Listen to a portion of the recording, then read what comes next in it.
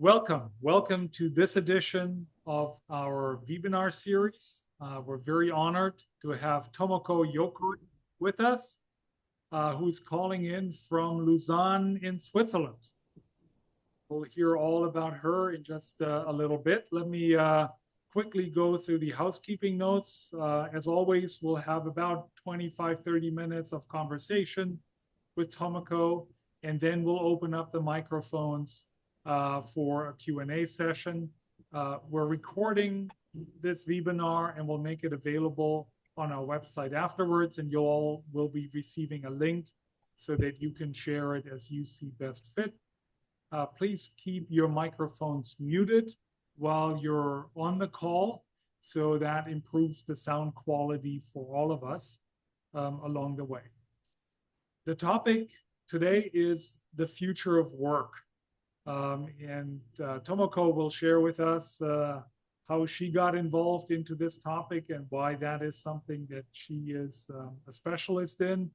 We'll look at different aspects of the future of work, like the different modes of working that have developed that are new, the new leadership characteristics, AI and the role that AI plays, and other topics as they come up along the way. So, Tomoko, again, welcome. Could I ask you to introduce yourself to our audience? Yes, hi. Thanks, everybody, and thanks for inviting me on to have a great discussion today, Henning. So I am a management researcher in digital and AI transformations at IMD Business School, which Henning has mentioned is based in Switzerland. And I'm really interested in researching how digital technologies impact how organizations and individuals and how it impacts their way of working. But more broadly, when I look at this phenomenon, I actually look at things around me through the lens of adaptive behavior. So what does that mean? Because when we look at all the things that are happening around us, such as these new emerging technologies such as AI, we have climate change, our values are changing about how we see the world and how we want to work. And I study how we as individuals and organizations adapt to these exogenous changes. And I stress the word adapt rather than react. Because when we think about just reacting, it's really impulsive, it's not very well thought out. And when you just react to things, the behaviors may not be sustained over time. So what I actually try and look at is think about how we can actually adapt to things that are happening around us in the medium term. And I think one of the reasons why I ended up in this field is actually because my transition or turn into management research is pretty recent. Like some of you who have who are maybe fractionals or who have portfolio careers, I did a late career transition. Prior to being a management researcher, I worked for 18 years in the corporate world, and I also worked another 5 years in the tech startup industry. So in terms of adaptive behaviors, I think my own experience has partially influenced what I ended up studying and what I'm interested in. And at the end of the day, I study transitions in all different forms. So organizational transitions, individual transitions. And I think that's what we're here to talk about today, Henning, right? Talk about it. I find it fascinating that you're not a researcher by career, but you're someone who spent what, 20 years as a management in different companies. Can you tell us a little bit about that background, that part of your career? Yeah, sure. So even within that, I have a pretty unusual career because I studied foreign diplomacy way, way back. And I thought I was actually going to be working on like diplomatic affairs. But I ended up first working for a large global educational company doing strategic business development. And then after that, I went ahead and did the traditional going and getting your MBA. And from the MBA, after working for a medium global company, I was really interested in working for a large company. So I ended up working for industrial conglomerate. It's called DuPont. And I worked there for about 10 years in terms of, it's a B2B industry, working very much on textiles and also sustainability consulting. And then after that, I had this itch after working in the corporate world for quite some time. I had this itch of wanting to own something and to be an entrepreneur and to just be a business owner. And so while I didn't have any technology experience, I decided to come up with a technology startup idea. And a friend of mine had told me about a digital health competition that where the deadline was 2 weeks away. And I decided to submit my idea there, and I actually won the competition and got some seed money to develop a prototype. And so all of a sudden, while I knew I was getting a little bit antsy about my corporate career. I think just this transition to get a little bit of funding to develop my idea just really made me take action. And so I went into the startup world. The startup that I tried doing, I found that being an entrepreneur was really difficult. I felt that, you had this idea, it was very fragile. And, having come from the corporate world, I don't think that I was well equipped to understand what an entrepreneur was. I conceptually knew it because I'd studied it in business, but actually living through it was a completely different experience. And I think it really changed my mindset about a lot of different things when you actually experience what it is to be an entrepreneur. I also went, and while I was doing my own, trying to do my own startup, I also went ahead and worked for another software startup, which eventually became a unicorn. So that was a learning experience. And then I've always sort of had a tendency to work a little bit hybrid in the terms of I had my startup, and then when the startup seemed to get a little bit of traction, I thought that I might do a little bit of research as well because I needed some income coming in.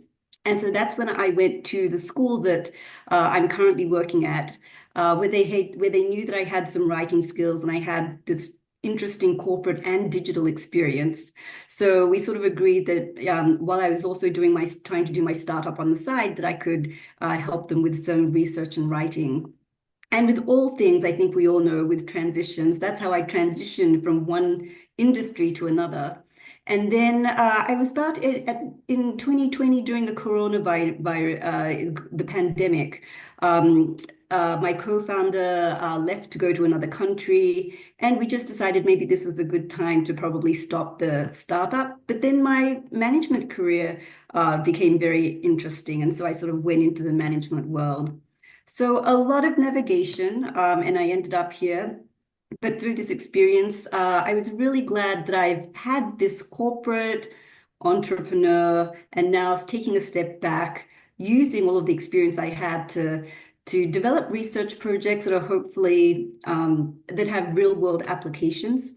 Because I think some people who, some research scholars, they are sometimes accused of being too distant from what's actually happening in the management world. So I hope that I bring a little bit of the real world perspective. But that's been my own many transitions in my career as well. Well, I certainly think that you're bringing the two things together. And I learned that quickly when you and I first met at the FRAC conference in Minneapolis. And that leads me to my next question, because the FRAC conference was for fractional executives. It was about the fractional executive work concept. But when you study modes of working, I'm sure that's not the only mode and not the only future concept that you're looking at. What are some of the other things that you're looking into? Right. So I think in the broad area of transition, I'm looking at a couple of different things and at different levels of organization. So I think one of the first areas that we talk about is digital, right? The digital impact. And that's coming, and that's with emerging technologies. And so on one hand, related to digital, I'm looking at how we can work with AI. And now on that particular front, there is a lot of management research out there right now, very much about how individuals and organizations are using AI, but mainly to enhance productivity. And so the research that I'm taking, or the angle that I'm taking with some of my co-authors, is a little bit more different because we feel that some of the conversations that we're hearing between about AI is that they're always comparing humans to AI, thinking them as two same things, right? So they're thinking of the AI as some type of, it's just great for processing a lot of information. And so when you compare a human to an AI, of course, the human can't process as much information as a computer, but we always seem to compare ourselves, and we're not doing ourselves any favors. So we're really looking into, well, there are some unique human capabilities. There's a lot of tacit knowledge, a lot of lived experience. And the real question is, how can you develop some type of collaboration where both of them could work mutually together? And also in what areas or tasks where one or the other could compensate or benefit from the other. So that's one area of research that I do in terms of the new technologies. Now, another area that I think is interesting from a managerial perspective is that if you're a leader or a manager, you can also be your own self-manager. You're hearing a lot of, I would say, advice about how leadership should be either top down, or you take it another way, leadership has to be bottom up. Uh, is it a command and control type leadership you have in some conditions, or do you need to be really flexible? And the reality is that we think, especially in this age where everything is evolving so quickly, you really can't be an either or. Instead, you really have to be very aware of your surroundings and have that flexibility to be able to toggle between different styles that you may have. And I think we're living in a real, when we talk about the future of work, it could be a time perspective of in the future, but it could also be the fact that the future of work is evolving, it's in flux, and maybe that the future of work is a state, not something in the future, and that the state is something that's evolving a lot. So the question, it goes back into adaptation. How can you, as an individual, as a leader or manager, and as an organization, what are the skills and the competencies you need to be really adaptive and flexible in this constantly evolving environment, which could be the state of the future of work. So I think those are the things that really come into mind there. And the reason why I was really interested in fractionals is because we talked about emerging technologies as evolving. We talk about just climate, the pace of change. And what I was really drawn to about the fractional world was it's a story about changing values. So there are individuals who are shifting their values in terms of how they want to work. And so that is that I also found fascinating because they're trying to self-adapt in that case. So in that, what you're referring to is the fact that if a lot of executives who enter the fractional world look for things like independence, control over their calendar, flexibility to better balance work and life. Is that what you're referring to as changing values? Yes, for sure. So when I started, it's been about a year or so that I've been basically researching, looking into, and also being welcomed by the fractional community and talking to a lot of executives as to the reason why, what are their motivations for going into a fractional. And it's exactly these values that you talk about, Henning. the autonomy and the independence that they want in their lives.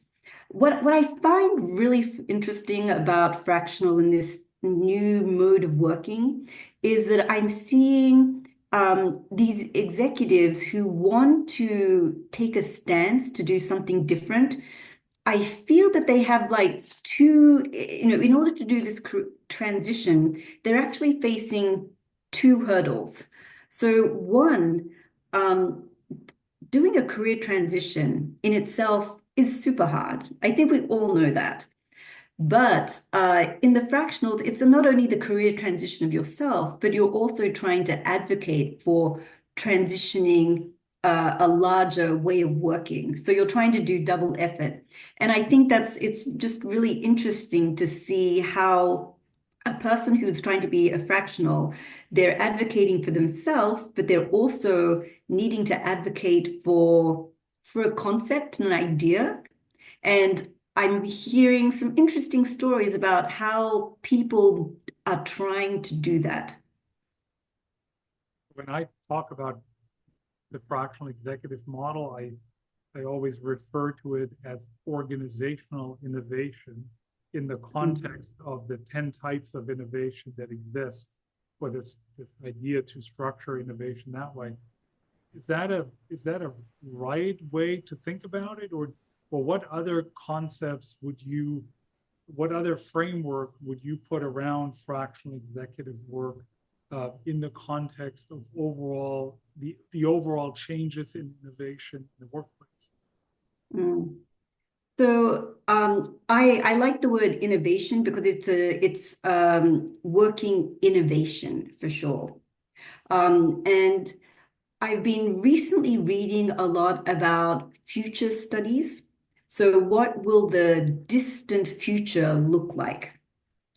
And one of the troubles, and so when we hear about when you hear discussions about future of work, is it really about the future of work? Because when we hear discuss say about fractionals or so, you're not trying to it's more like an innovation of how people work, but you're not speculating about something that could be completely radically different, right? So in that respect, it's not a radical future, distant type of future work discussions that are happening in the media today. It's more these innovations in working style. I think that is what it is. So I think your conceptualization of using the word innovation, it's a working working mode innovation is correct. Talk about leadership styles, adapting to new environments. What are the key highlights that you're seeing? What is different? What has to be different for a leader today versus maybe 10 or maybe 30 years ago? Yeah, so I think there are a couple of things. So it goes again back to flexibility because you really don't know from one year to another how things will change. And so as a leader, so I think there are a couple of things in terms of managing yourself. There's a lot of things about you have to be, I mean, this sounds a little bit like a platitude, but you do have to have some self-recognition of how you are. And there are some people who already know that they may be a little bit rigid on these things, or their communication skills may not be correct. We spoke to, this is a couple of years ago. It's in a Harvard Business Review article that we published maybe 2 or 3 years ago. And it's about increasing your leadership range.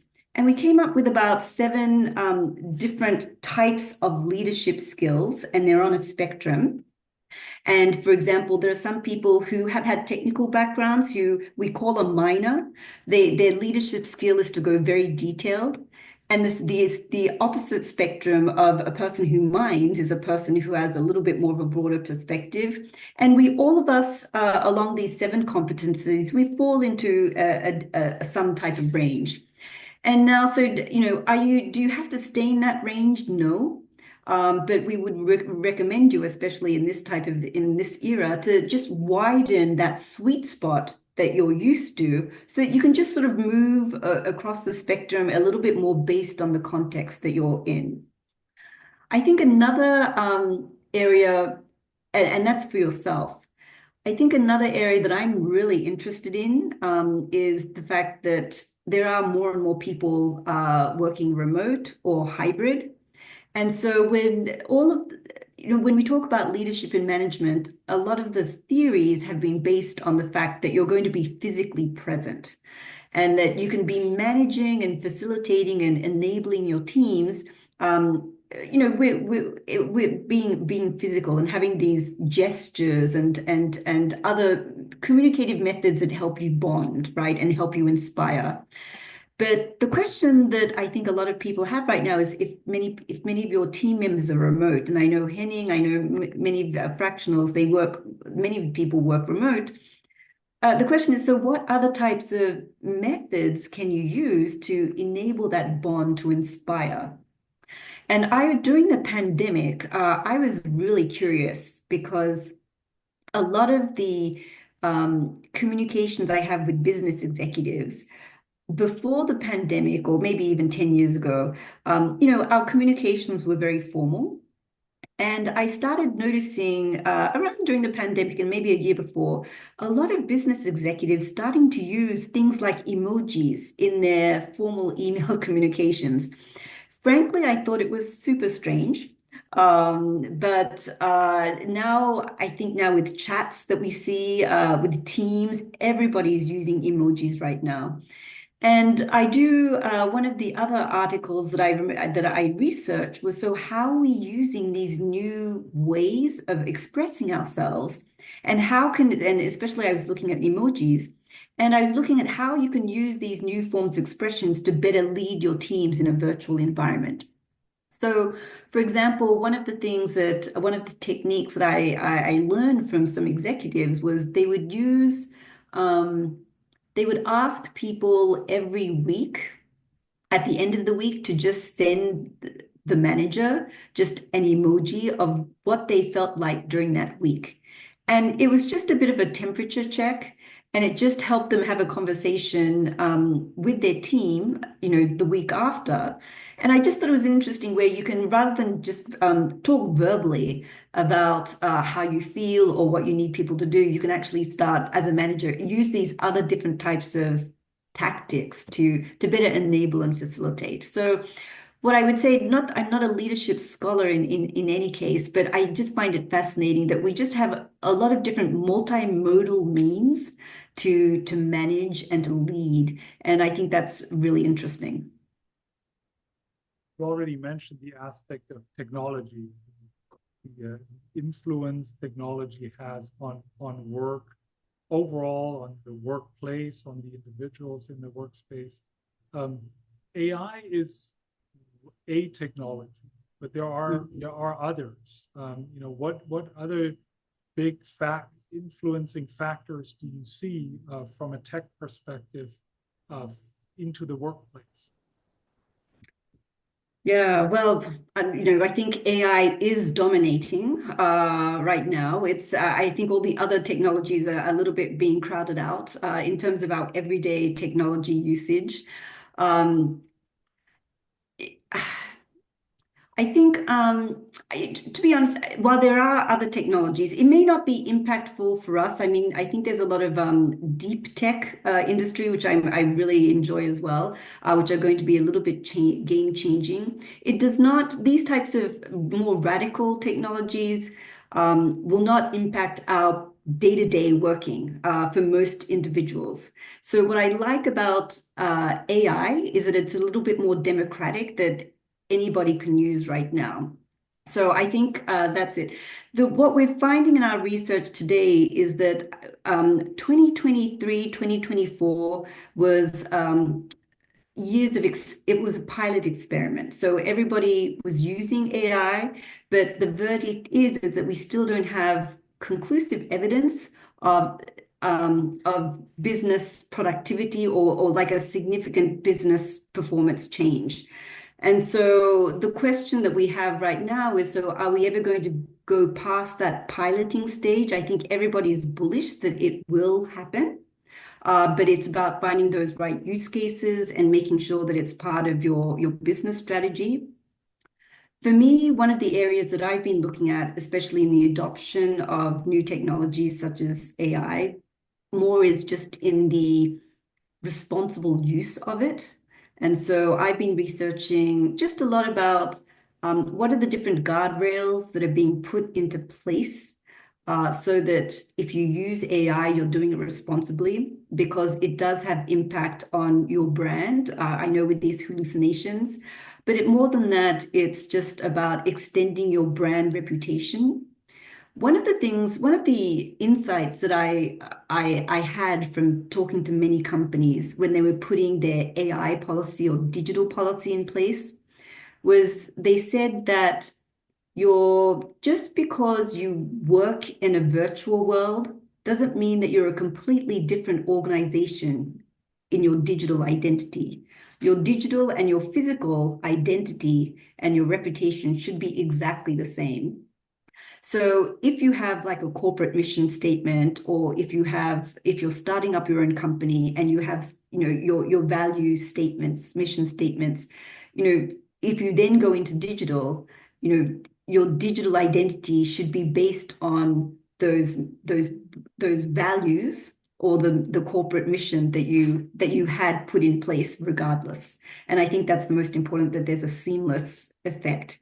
And I think that's really important because I think a lot of companies or organizations who say they want to use AI or they want to use digital and they want to sort of transition themselves as a digital company or a digital savvy company, they always say, well, how should we incorporate digital into our strategies or into our operations? And I think one guiding light that I always recommend is, well, go back to your values as your company and then build your digital values or your AI, usage or guidelines based on those values. So it's seamless. We'll open up the microphones in just a little bit for some Q&A, but I'll have one more question, or at least I think it's my last one, unless more interesting things come up. But you brought your corporate and your entrepreneurial experience into the research space. Now, how does the research that you're doing go back out there and help leaders, company owners, CEOs today or tomorrow? Yeah, that's a good question. So I do it mainly. So the first thing, what I have to say, Henning, about doing research, for any of you thinking of ever doing a career transition to research, which I'm not quite sure if I recommend, but I will tell you that it has the benefits of being able to explore and also being able to talk to many different people. I would say that the research goes back, or what I like to do is just through articles, I like to give back. I think that's one way. And another way is also be able to transform it into any types of other tips or teachings in that respect. And so I would have to say with my because I do come from the industry, I'm very fortunate to have contacts and people reach out to me wanting to share their experience, and I would gladly interact with people. And then I always tell them, look, if I find something, I'll definitely let you know how it works. And so it's a very symbiotic relationship of how one can give back some of these insights. Bruce, you were the first to raise your hand. Hi, thank you. And I have a question, Tom Cove, because I've got varied experience and a lot of people do, and a lot of employers are looking for very specific. Yeah. And if you don't fit 100% and you're only 98, you usually get put aside. Mm. So what do you recommend to a good way to handle those situations, both in the search and in, the description of that? Yeah. So I resonate with you, and because especially when you do a lot of career transitions, it's you have so much experience about, and then how do you put yourself forward for the best one? I think the reality is it goes both ways because a lot of organizations usually, as we know, they don't know perhaps who they want. And so it's a matter of also emphasizing the skills that you're going to give to them. What I have found, and I would say this goes from my own personal experience more than it is from research, is that I would say you talk to this perhaps the 80% of the criteria that you fill. And if you already have so much experience, there's probably more, right, that you can give. Right. And then, but I do, in some of the conversations, what I do like to do is give a completely a curveball, which makes them interested. So it may not be what they're looking for, but it's some insight that perhaps they hadn't thought about, or just some experience that is a little bit out there. It's not in, it's the purpose is not to fill that 20%, but it's actually to get them to think, wow, this person's a little bit unique and different. So perhaps that's what I would do. Yeah, that's good advice. I've done the unique part a couple times, and Mm, so thank you for that. yeah. But then I think one of the other things when we come to transitions, or it's the whole framework of explore and exploit, Right. right? And so on one hand, especially when I've been speaking to fractional executives, as they're just getting their business started, they're looking for exploit. But then I think when you're at a more mature stage of the career, it's also about a little bit of exploration as well, and whether you can get your client or whether it's an organization that's recruiting to think that maybe this person's also interesting on the exploration side. Yeah, and one of the challenges I have is I've got a lot of varied experience, and it culminates into who I am today, Yes. and that's hard to explain in this 100% versus 98% world because you never know what's going to hit with each one, even though I put out a custom information each time. You can only get to your point to that 80%. Yeah, yeah. It's difficult, but on one hand, you have a lot of experience, so that is something that you can hang your hat on, right? So it's Right. a good thing. Yeah, no, it's Yeah, and that true. helps. It's all pretty much in line. So thank you. It's just a different way to look at the market, and I appreciate that. Yeah, and it's all about developing that narrative, right? Because when you have Right. myself as well, when I have so many vast, different experiences, the question is, what is that red thread that would Yeah. put everything together?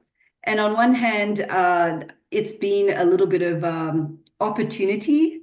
It's a little bit of, well, you sort of went with the flow at the same time. But I think at the same time, you would, even within the different career transitions, it's not about the fact that whether you had a goal or not, but I think you want to show, well, I like to show that I transitioned into such different industries, but I was able to show some success. So I wasn't just flitting around. And I think that is also important to emphasize, and which would emphasize adaptability. Well, and it's interesting that in each transition, I've had extreme success.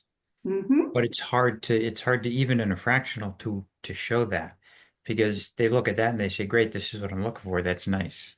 And it doesn't fit Mm, the bill, right? So right. But this is something you can't have control over either. right. Yeah, I know. Yeah. You try and get control over as much as you can, and you can only go so far. Right. Yeah. What I do, and what I do like about in the academic literature, this I'm not quite sure if this fits into fractional. I've been trying to think about it, but there's a new concept called hybrid entrepreneurship. And I know we can like come up with different labels. Right. And hybrid entrepreneurship is an area that where you have a job currently, but you have a side gig that you're also putting together. And I've also seen a lot of people who transition by that, where the side gig becomes then your next job. So I feel that these are also different mechanisms for how people transition. But I haven't quite decided whether fractionals are hybrid entrepreneurs or not. I think the term is still we're still trying to conceptualize it. But it's just interesting that I think that the management world is starting to understand that there's a lot of transitionings taking place, and it's not just the linear career or a linear path anymore. So I think it's a good thing. And to that point, a lot of what I did in the past is fractional, and I put business development. So I went back and changed it to fractional because that's the new term. People look at the old term and say that's a dime a dozen. I want the new terms on this, and they resonate more with those. So, looking at your resume and updating the terms at times helps quite a bit too, both in fractional and others. Yeah, that's a really good point as well. Yeah, thank you. Good. Thanks very much. Others a chance to ask them questions, but thank you, Bruce, for all the input. Andrew, you unmuted yourself. Hi, thanks, Henning. Thanks, Tomoko. You live in an absolutely beautiful part of the world. You're so lucky. I'm jealous. So, greetings from San Francisco. Um, and thank you for your comments and perspectives. Very, very interesting. I've looked at your profile briefly. You go back. I see your work started in 1999, so I can say that you've seen a couple of iterations of tech development, PCs, internet, mobile, client server, et cetera, et cetera. The big question is it different this time in terms of AI, or is this simply another part of the tech evolution cycle? And in other words, is this the beginning of the end of human uh, human value to work? Is this the beginning of the end of where Homo sapiens are at the top of the food chain, and it's the beginning of true AGI and the displacement of human beings at the top of the food chain, where at some point in 50 to 100 years, we are more domesticated animals and AGI is at the top of the food chain. What is the big picture from your point of view? Well, so I can say that in the management research world, that is the question. So when we talk about doing research on AI in management, the first question everybody comes back with is, so how is the AI technology different from all the other industrial technologies we've seen in the past? And so there are some groups who say, yes, the technology itself is different because it learns from itself. It's generative. So in that respect, yes, it is different. And because of these characteristics, some of the other theories that we have about technology and how it's impacted will be different. So I think there's a group that says that. There's still a group in the management research world saying, I'm still a bit skeptical. You still need to show me whether these characteristics you're telling me are really valid. So let's just say that there is no universal agreement on that yet. I personally lean towards the fact that there are characteristics of AI that are different from previous technologies. I can't articulate it. I would need a little bit more evidence, but that's it. And I think primarily because of the cognitive aspect of it. And that I think differentiates it slightly just because how we may interact with it may differ. And so now I recently had seen something about, there's a lot of talk right now, of course, about large language models. I recently saw something about actually we're heading into large behavioral models, and it's more in the area of robotics. And it's funny because if these large behavioral models become more mainstream, It is a little bit more where it's not about our tacit knowledge, trying to translate our tacit knowledge so that the text model can effectively help us. But it's going to be we might be heading into another area where we can do tacit behavioral interchange. And I think that's sort of interesting. Do any of our theories that we have, does it help us speculate about the future and what it will be? Probably not. It could provide some guidelines, but probably not. So I think that's where, to your more philosophical question of, so what does that mean for the end of the world? I'm not quite sure. But at the end of the day, I think we're all, I think we're intelligent enough to try and figure it. I think we can put guardrails in place for more of the negative consequences. And at our institute at IMD, we recently developed something called the AI safety clock. And it's like the doomsday clock that's out there. But we just actually put in all these different factors just to see, well, how are we on AI safety? And so I think there's different impacts and variables in that respect.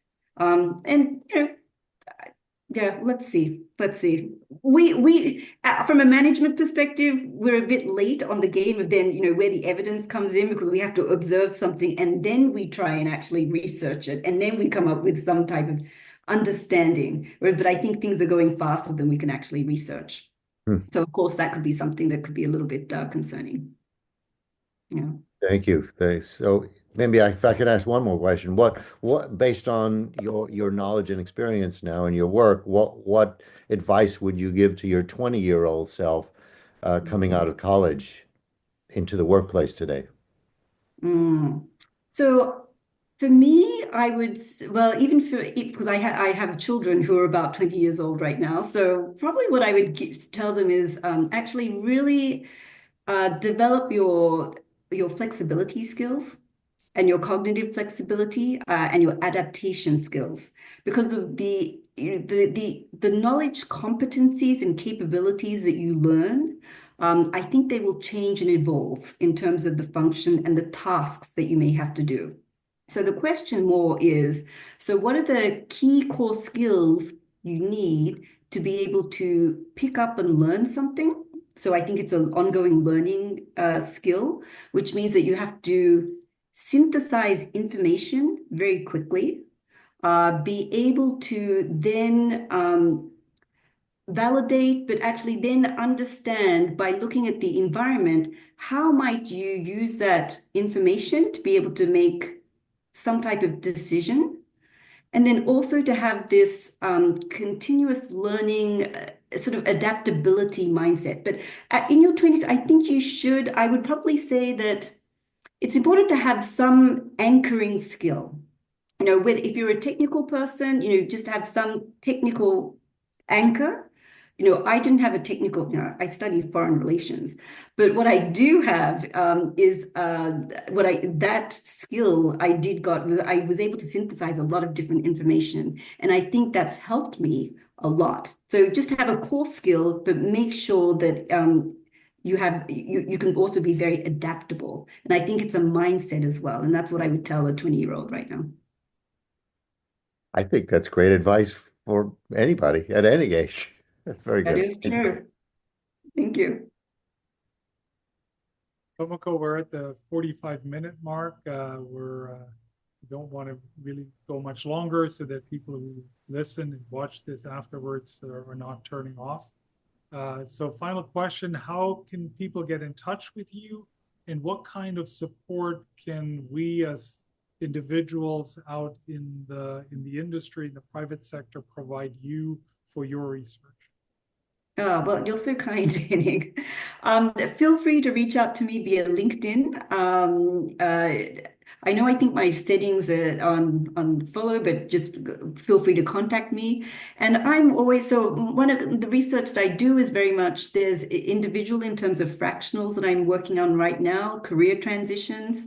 And at the same time, I have a blog on Forbes.com where I also write about technology-related events, entrepreneurship, etc. So if you also have some ideas that you want to run by me, please feel free to do so because you're out there, you're working, and it's just always nice to understand what's going on out there in the world. So that'd be great. Well, thank you again for being our guest and for sharing about your research. A very, very interesting topic. Thank you, everyone, for tuning in or listening to it later. Have a wonderful rest of your week. Take care. Bye-bye.